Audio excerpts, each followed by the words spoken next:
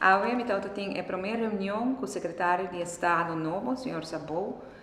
riba diferente tema. Para começar, para nós ser conhecido com outro, ela indica também que o PETA vai ter prioridade, e ela aponta também que é prioridade para Aruba. Me expliquei ela, me mesa de informação com desenvolvimento na Aruba tá financeiramente, que Aruba tá o único país ainda da reina que tem 2 bilhões surplus cada no seu presupuesto, nossa economia também é bom, o turismo também é bom, desemprego é baixo, a inflação está bajando,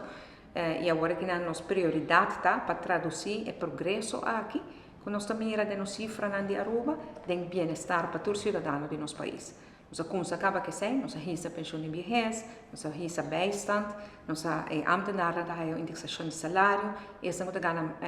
teco 2005 florin para luna e te no setor privado, também da hayo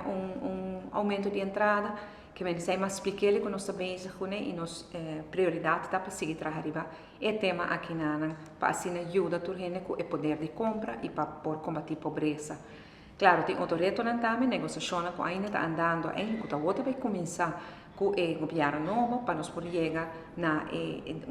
interesse above o débito de Covid, mas definitivamente é temporal. E também tema de cambio climático, transição de energia e outro tipo de reto que nós estamos enfrentando. Mas eu penso que é uma boa reunião e nós fazemos alguma palabração como para trabalhar com o outro, como para comunicar com o outro